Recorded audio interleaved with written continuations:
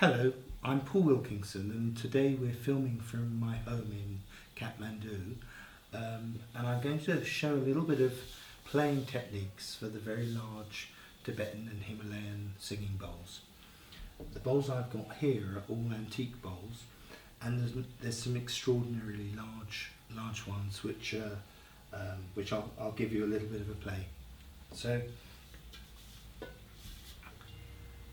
a bowl like this is about 11.5 inches, and these bowls get exponentially rarer and more valuable as they get above about this size. Usually this style of bowl goes up to about 11 inches, and you get different styles where some have a thin top and some have a nice rim like this. The ones with the thinner tops and without the thick rim tend to make a deeper note for the size of the bowl. The rim holds the sound in a slightly different way.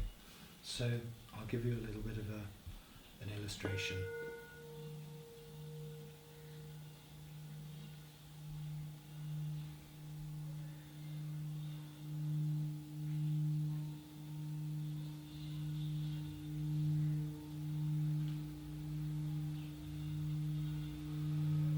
So you can see I'm moving my arm from the shoulder and from the waist. It's like the energy comes from the waist, through the shoulder, through the elbow, and the wrist is fairly firm.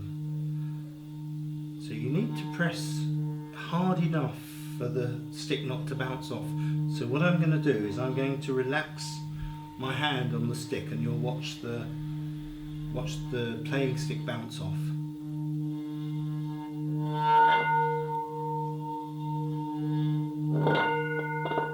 See, I don't know if the camera can pick this up, but you have a sort of resonant wave moving all the way around the rim like that. I'm going to play with a slightly smaller stick so you can see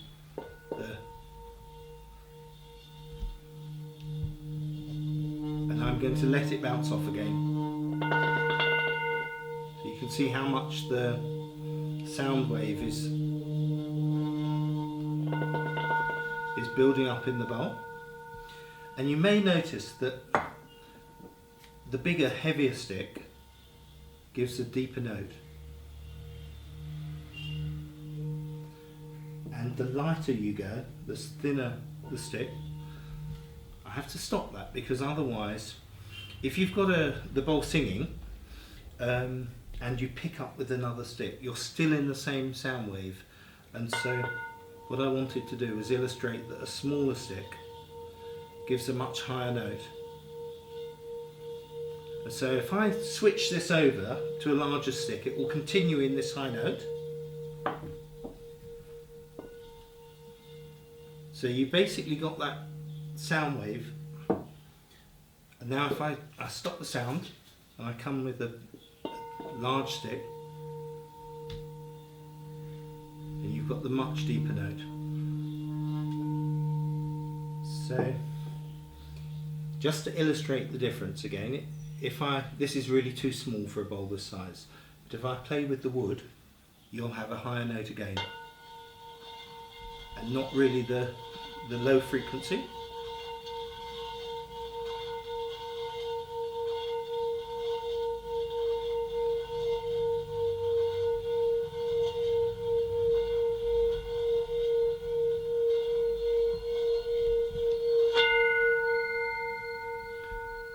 So sometimes it's the same note but in a different tone, sometimes it's a completely different note.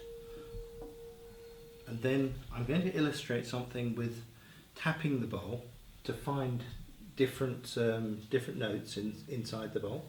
So you see this part, if you hit the bowl with that part, you can carry the sound into the bowl and find different sort of sweet points. So one way I'll test a bowl before buying one. So you can see there's very different notes. So see, so deep,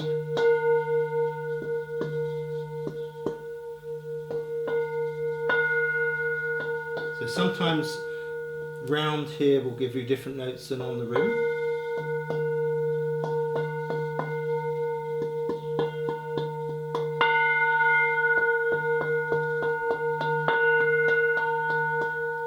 So one of the ways I'll test a bowl before playing, if I'm in doing a concert or musical performance, or if I'm getting to know a bowl before doing a sound healing, is I'll tap it all the way around to find out what the different range is, and then I'll make a mental note of where the sweet points are. So if I come around again with the big stick, okay, I'm just going to illustrate. So you don't have to tap the bowl when you're playing. You can start completely from zero and build up slowly like that. But if you want to change the note, so most bowls actually have a number of different notes within them. So if you want to get a specifically different note from the same bowl, you can find where that sweet point is, and then use that as your resonant starting point, and then adapt with the different stick that you need as well to get the note that you want. So it might be that you need a particular tone for affecting one of the chakras, or you might want to move the tone from one chakra to another, and knowing what the bowl is capable of is very, very useful. So I'll just give that illustrate again.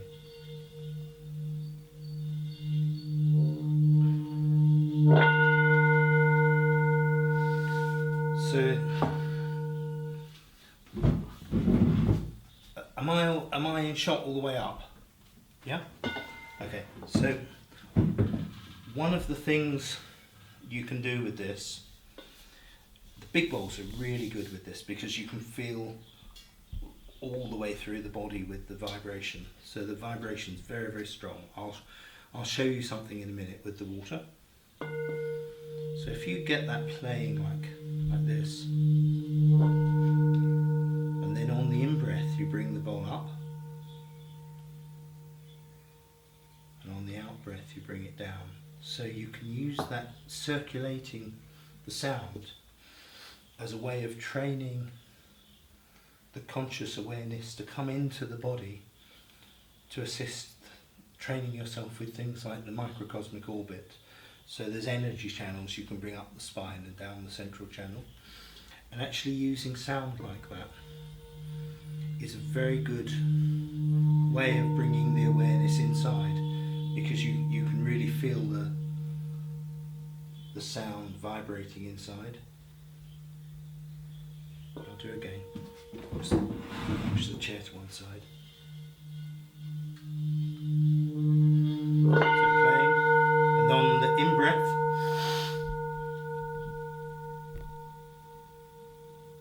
and on the out-breath down again. Play a bit more.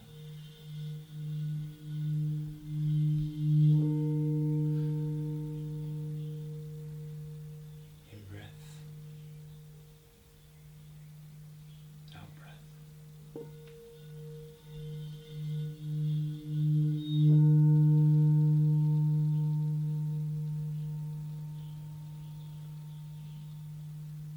One of the things you might also do is, when you're bringing your awareness inside the body, sometimes you can notice the sound vibrates into the body slightly differently. So one of the things sound therapists do is, as they're playing the bowl, they listen to the way that the sound is resonating in the body, and sometimes when there are blockages, the sound seems to get quieter, and so then you might spend a bit more time on that area. So, and you can do this on yourself, so you're sort of tuned into yourself and feeling how it's resonating, and maybe you want to spend a little bit more time in the place that feels like it needs it, and then moving back with it. So I'll get a different camera angle so I can show you. So I'm just going to pour some water in here to show you how the sound waves work. So this is actually a really good illustration of the way the sound affects the body, because we're about 70% water. So one of the things you can do if you're a sound therapist and you want to demonstrate to your students the effect of the sound on the body is to get a big bowl like this going,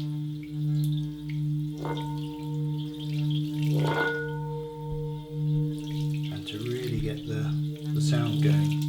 You can see all the amazing cymatic patterns, and when you get it going and then you put your finger in the water, it's really vibrating, so it's really quite strong, and those sound waves are going through the body. And one of the key principles in sound therapy is that or sound healing, is that everything has its own resonant frequencies. So when you're vibrating at the right sort of frequency, it sort of energizes the body, maybe helps the body release toxins.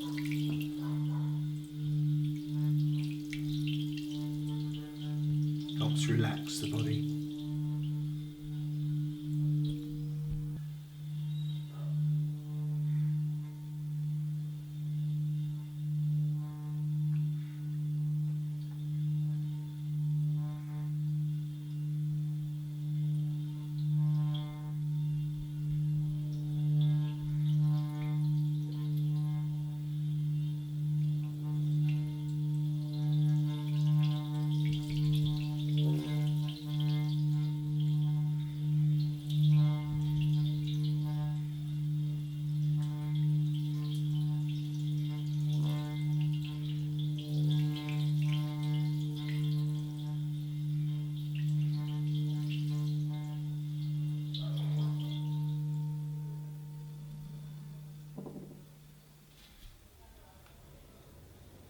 Beautiful. I hope you enjoyed that, and please subscribe. If you have other questions or any other information you'd like about both the singing bowls or about other ritual objects or shamanic objects, do let me know, and I'll do my best to make other videos for you. Thank you very much.